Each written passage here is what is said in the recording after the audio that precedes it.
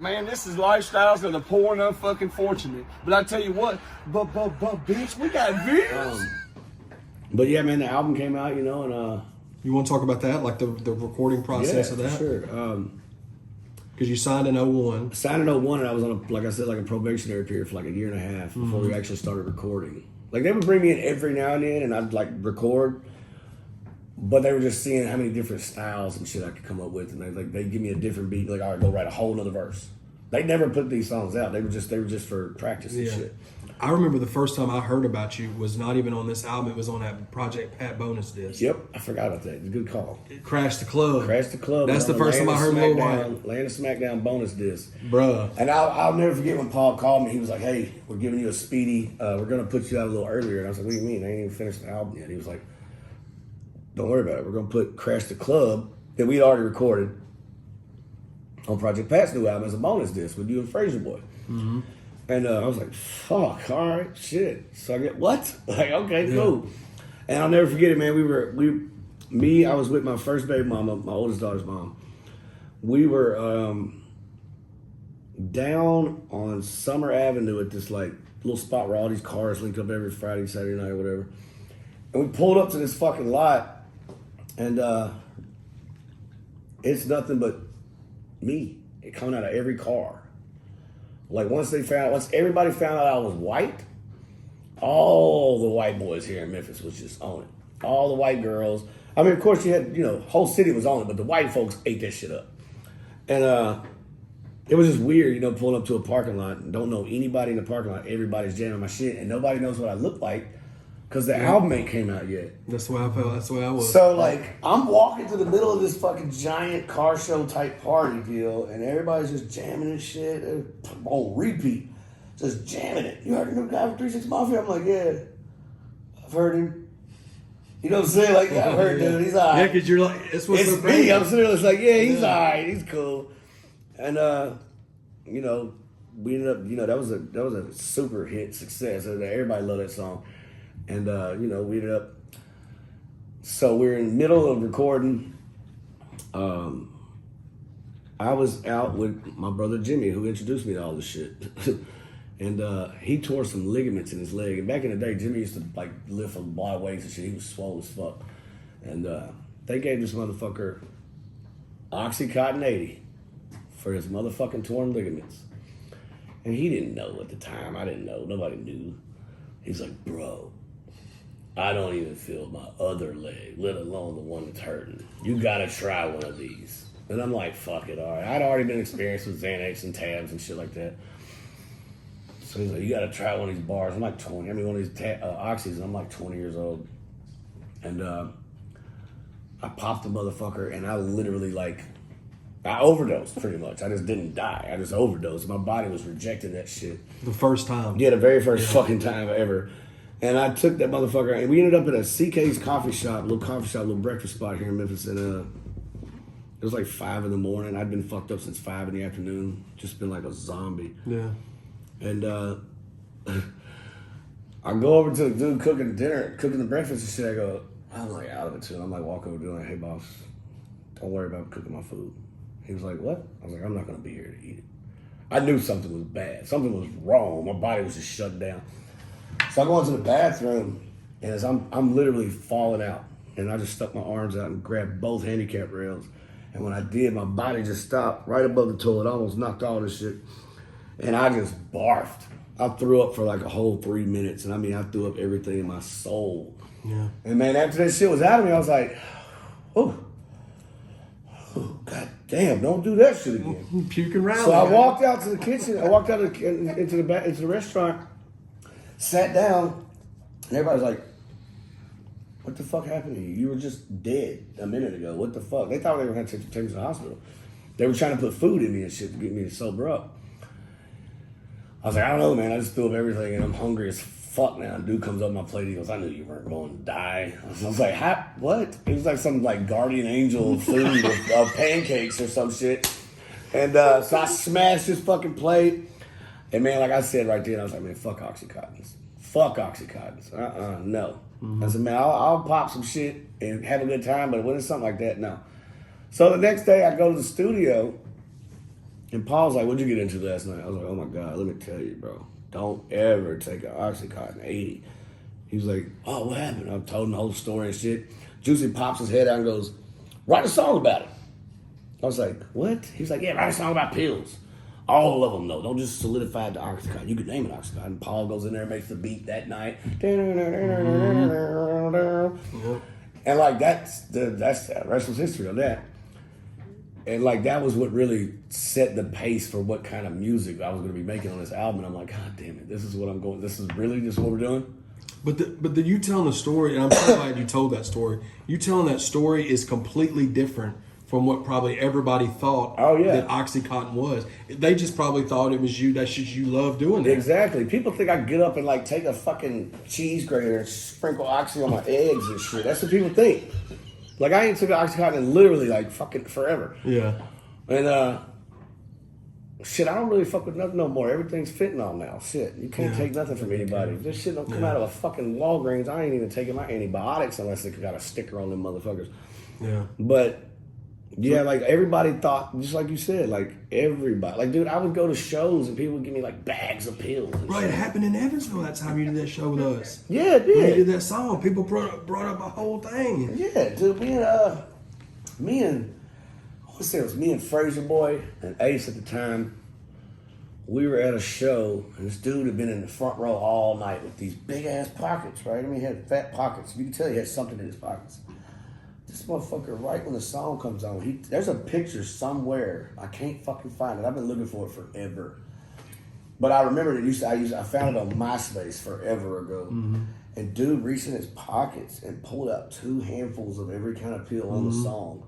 And right when the bass dropped, he just threw them up on top of me. And I'm like rapping and shit, and there's pills bouncing off my fucking head and shit. And I wish I could find that fucking picture. Oh, it's a dope ass picture. Yeah. You can see pills bouncing off my head. But yeah, like for years, like after that, people would just bring me pills, and I was like, dude, what the fuck? Like, and I'd tell Paul and Juicy this shit, like, dude, this is my gift and my curse, man. Yeah. And then after, once Oxycontin really got out there, and people start dying and shit, that's when everybody started pointing the finger. Yeah. Oh, I had a mom come to a fucking autograph signing at fucking not Tower Records. It was Spin Street. Used to be here in Memphis. It used to be Tower Records. I want to say. What did Tower Records used to be? Spin Street used to be. Was it Tower? Didn't Spin Street used to be Tower Records? Yeah, back before, yeah. Yeah, that's what I thought. So we're in there signing autographs and shit. I'm sitting out there. Paul and Juicy had the Maybach in the Rolls Royce underneath on red carpet and shit. Of course. But yeah, we rolled up there clean as fuck. And, they were all taking pictures with everybody. And there's this long ass line wrapped around the door. And this mom comes in and she's like, you killed my son. Oh, God. What? She's like, yeah. My son overdosed on Oxycontin listening to your song and died. I was like, look, lady. I was trying to like blow it off, and then she started getting like kind of cocky. She wanted me first. She got me to sign the record. She got me to sign the CD cover. She wanted that autograph. I'm signing it. I'm like, who do I make this out to? She was like, Billy. I was like, Billy. I was like, cool. Tell Billy I appreciate it. She was like, Billy's dead. You killed my son. I was just like, whoa. Was not ready for that one. And Paul even looks over like, what the fuck did she say? I was like, you heard this motherfucker? And I finally, she kept talking so much shit. I was like, look, lady, he probably got the motherfucking shit from your fucking medicine cabinet. I didn't fucking kill your son. He listened to my music because he liked my fucking music. You probably had something to do with that shit. So fucked and up. Pissed her the fuck off. Security had to kick this bitch out and shit. But yeah, like that shit, it was my gift and my curse. Like even now, dude, like even now, especially since Lord Infamous is on the fucking song. Rest in peace, Lord. Yeah. Fuck, there's gonna be a lot of rest in pieces in this thing I see. Yeah. So, even like now at my shows, like even though I've done fucking recorded 1,000, 12 fucking thousand other songs, I cannot rock a show without ending the show with Oxycontin. It's just what the fucking fans want, and I understand that, and I'll always give it to them. Yeah. But since Lord's passed away, I always close my show out with, play Oxycontin and then let the crowd rap his verse. And then, I just put my 2 fingers up for Lord. Yeah. And I give my shout outs and shit. But like, we did a show one time, and I didn't perform Oxycontin because it was it's a drug awareness party or a concert or some shit. They hired Lil Wyte. I know, right? I said the same shit. So I'm so fucking bummed right now, dude. That man said, "Why the fuck are you there?" I felt the same way. I told my partners at the time. and my baby mama at the time. I was like, I do not know why the fuck they booked me for a fucking overdose drug awareness concert. And like, come to find out, the guy who, the two people who actually OD'd or whatever, their brothers or whoever put on the show to pay for everything, they were big fans, of course. And I rock my set. I don't play Oxycontin because out of respect. Dude died from Oxycontin. And the crowd went fucking crazy. I mean, these motherfuckers were mad. What the fuck, bro? You're not gonna play Oxycontin? I'm like, no, dude. He's like, he's looking down right now, man. If you're not gonna play Oxycontin, what the fuck do we even book you for? And I'm like, I'm like just dumbfounded on stage. I'm just like, definitely gifted. I don't, fuck it. Play it. Play Oxycontin at this fucking drug awareness fucking concert, I guess. I don't know, whatever. And they went fucking ape shit. And I mean, it was just one of them things. It was just like, I'm on stage just rapping the whole time, just completely just like, what the fuck is going on? Yeah. So as far as the Doubt Me Out and the Doubt Me Now album, that obviously was the biggest single from that album. Oh yeah, and it wasn't even supposed to be a single. Right. It was like an album cut. track. Yeah, it was just because you had cut. the Good Old Boys. Good Old Boys was on the radio here. I mean, it was Yeah. being played on the radio. Crash the Club got played on the radio. And Oxycontin, this is my fucking thing with the FCC. As soon as I fucking first heard goddamn Molly Percocet on the radio, I was furious. I said, how the fuck has shit changed so much that 10 years ago, they wouldn't play a fucking, you couldn't even say the word peel on the radio. Now it's all you hear. That's all you fucking hear. Now I was like, man, like it's promoted. yeah, if I'd have dropped Oxycontin now, bro. I'd be the biggest shit in the world. Yeah. When I heard Future say Percocet, Molly Percocet, I looked over and was like, that's on the radio? I was like, oh, that's some bullshit, man. That's fucked up. Before your time, for sure. Yeah. I remember when I heard the Crash the Club record that you did on Pat's bonus disc, and then when it was on the album, it was a remix on the album Juvie, wasn't it? Yeah, it was that Juvenile remix. Yeah, Juvenile on there. Shout out to Juvenile. But that album, bro, I just remember when that album came out, song for song for song. I mean, I bought so many copies of that thing, bro, because it was back. I mean, that was back when motherfuckers will steal your shit, you break your shit, get it scratched. Get in the car with somebody and it gets scratched or somebody. Hey man, grab that CD of yours, bring it with me, bring it with us so we can listen to it on the way to the spot. So you saw when the success of that, then you started realizing we really do have something going here with this. For sure. Like it was, I'd say about a year after Doubt Me Now dropped, 3 6 Mafia had a show, which I had done a few shows here and there around the city and shit. I was getting booked a little Arkansas, Mississippi and shit, but I wasn't like out there because it was such an independent local shit. Which I mean, it made it out everywhere, but a lot of people, they still wasn't booking me yet. So Paul and Juicy had a show. It was a 3 6 Mafia show in Atlanta at the Tabernacle. Ain't that what it's called? No, is that what it's called? It's the fucking club. It's got heaven up top, hell on the bottom, and it's got the middle. I want to say it's called the Tabernacle. Hey, can somebody bring me that Crown Royal, my joint, ashtray, and a lighter? Please. She looked at me like, Ann? Please, honey. So yeah, so we're at the 3 6 Mafia show, and Paul and Juicy are like, I just went. I didn't even know I was really going to perform, so I went to the show, and Paul and Juicy were like, they already had the music loaded in the DJ booth and everything. I didn't have no idea about the shit. Shout out to Rich for my C&T ashtray. Oh yeah, shout out Rich, man. He's my boy. He's my brother from another. So we're on stage at the fucking venue, and Paul and Juicy, I'm backstage. I'm like to the side of the stage, chilling and shit, that just mobbing to the music, and they just stop the music. They're like, "Hey, we got a surprise for y'all." I never forget it. Nelly and somebody else was on that show. I can't remember who the fuck else it was. It was Nelly. And anyways, don't matter. But we got a surprise for y'all. About a year ago, we signed a white artist. His name's Lil Wyte. He's out of Memphis, Tennessee. We're gonna let him rock a couple of songs. And I'm looking from the side of the stage like, are you fucking for real? Like, oh, man. It's a packed house. I mean, there's 3 levels of this fucking club, and we're in this bitch. And I'm like, fuck. They're like, White, come on out. And I'm like, oh, okay. Like, I'm walking out there, and they're like, look, y'all give our boys some love. If y'all fucking with the music, his new albums in stores, y'all go grab it. And we Ain't Playing.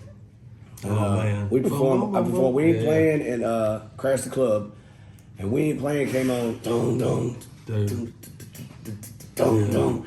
And the crowd's kind of like just kind of standing there looking at me because they don't know what to expect. Yeah. Like a white boy with 3 6 Mafia. I can see it on everybody's faces. I'm sitting there just like, oh, fuck, they finna eat me alive. Yeah. They just come on. We ain't playing hell. And I started mobbing. They all just started. Motherfuckers just started slowly mobbing. Just got crazy and shit. That's my favorite one. And Paul and Juicy walked out on stage with me and shit. I'm rocking the fuck out of this fucking club. And that was when I really knew. Because it was Atlanta, you know what I'm saying? Atlanta, even like now that I've been to Atlanta a million times, like back then, Atlanta was a big city to me compared to Memphis. I don't know why. Yeah. But, you know, I knew then. I knew right then on that stage. I was like, all right, this shit's going to work. And, yeah, a lot of people saw it. And we saw an increase in sales in the Georgia area after that whole next fucking month. We just saw them just jumping. Yeah. But, yeah, like, that's when I really knew. Like, I've been knowing for years. I knew once I signed. I had these little signs all over the place that was telling me it's going to be all right. Yeah. But then once I saw Atlanta just fucking just jumping, the whole fucking room was moving. Yeah.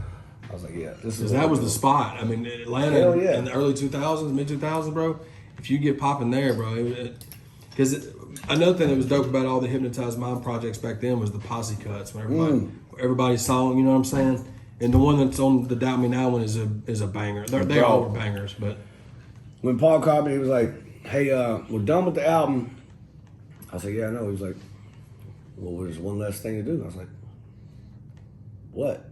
We already shot the photos. We got the cover. What else is left?" He was like, "The Posse song." I was like, I get my own fucking Posse song? He was like, "Yeah, of course you do." I was like, "Yeah, dude." I'm just sitting there like, God, what the fuck? Yeah, man. And Paul and Juicy used to do that shit differently, man. They would bring everybody in different nights. They would record everybody's verses so nobody could hear each other's verses. So everybody gave it their all, you know. Yeah. You never know what the next artist is going to say. And then once the whole song was mixed and mastered and shit, then they'd bring everybody in and let them hear the whole finished song. That's dope. That's cool. And like, I'll never forget, we was all sitting in the studio and shit, and Paul's such a goddamn comedian as it is. Okay, ladies and gentlemen, we have Lil Wyte's Posse song done. And we played it, get out of this, and everybody in the room, we had like a little listening party for the whole album, and we played that last. And yeah, just being on a Posse song was just like such an honor, man. It was just like, and then now I've been on like Body Parts and shit, you know what I mean? Like, so to be on, like even, and it's like I still tell Paul this shit all the time, man. Like me and Paul talk like every week, at least once every week or so. He's like a fucking dad. Shout out to DJ Paul, man. That's my motherfucking dog. I talk to Paul all the time on the phone. We chop it up. We were just out in L.A. Me and my wife were out in L.A. about 3 months ago. And we were out there kicking it with him and Gangsta Boo and shit. And it's just, you know, he comes, picks us up from the hotel in his fucking Rolls Royce drop top. You know what I'm saying? I'm telling Nicole, my wife, I'm like, Paul told us the Uber's outside. And what he said something, he's like, your Uber's outside. Because he said he was going to give me an Uber. I was like, all right, whatever. Because he wanted me to come over to his crib and chill that night. I was like, all right, whatever. I'm cool with that. And he texts me, he's like, Uber's outside. And me and Nicole walk outside. He's out front in the drop top Rolls. I'm like, you're the Uber driver? He's like, yep. I was like, but I still tell him all the time, like, it's still surreal. You know, it's been 20 fucking years. It's still surreal. Like, we were talking, like, not even 2 weeks, last week or so, we were talking about all the Drake album. That's what we were talking about. We were talking about Drake's new album just came out with the song with Project Pat on it. Yep. And I was like, dude, it's just so crazy that what we did. Oh, I said what y'all did. And he always corrects me. He's like, don't y'all me. He said we. He's like, bro, you were there for the whole shit. Yeah, you were. And you can see how much the influence. Drake's the biggest artist, and you can tell how much Houston and Memphis mean South to him, Memphis, bro. West Orange, man. I was like, what? On a Drake album? Yeah, bro. Repping North Memphis, South Memphis. What the fuck, man? Yeah, man. And you know, like we'll still, like even like every time anybody like you know samples 3 6 Mafia, I'll hear it and I'll just call Paul immediately. Like, bro, you know about this, right? He's like, yeah, I cleared it. We got paid big for that. And it's just like, damn, bro, like, dude, like Cardi B, fucking everybody's been sampling 3 6. You know, the whole fucking Who Run It challenge and shit like that. When that Who Run It challenge came out, everybody was dropping these Who Run It challenges. So I called Paul, I was like, watch out. Everybody back the fuck up. Me and Saino, did we remake that beat? Yeah, we remade it. Yeah, we remade the Who Run It beat because we couldn't find a clear, crisp. We're so meticulous that we couldn't find a good enough copy on YouTube. We were like, fuck this shit. Saino remake the beat. I got over there. Paul heard that motherfucker. He was like, what did he say? He's like, y'all, hold on. It was missing one thing is what it was, and he heard it. The horns like lagging just a little bit. The horns were lagging just a hair. He was like, something's different. I was like, we remade the beat. He's like, y'all did this? I was like, yeah, we remade this beat. Shout out to my producer, Sango. He's in the house over there, so Sure. we got some more heat coming your way. But yeah, man, like, you know, it's just even being a part of that, like, you know, and whoever made it, somebody took all of our verses and like combined them on one long Who Run It challenge, and it's like, you can even hear when ours comes in, because even Paul and Juicy used the old YouTube version. I don't know why. They have it in the, you got the beat. Why'd you use the YouTube version? So gangster. Yeah, like, right? And mine's just like crystal clear. But, yeah, it's just crazy to just be a part of it, you know. That's like me and Jelly were talking, you know. I was telling him, I was like, brother, this is your time now, dude. I've done some crazy shit in my 20 years. This is your time. Yeah.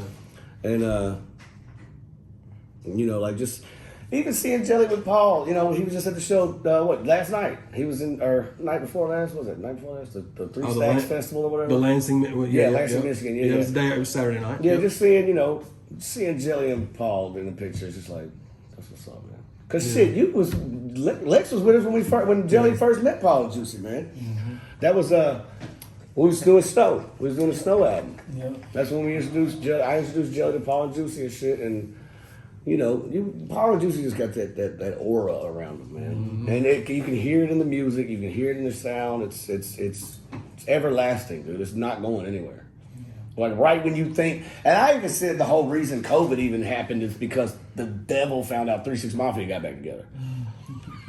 Devil's like, fuck this shit. I'm not having this thing I've ever heard anywhere. Stamp that. COVID exists because the Mafia is back, bitch. Yeah.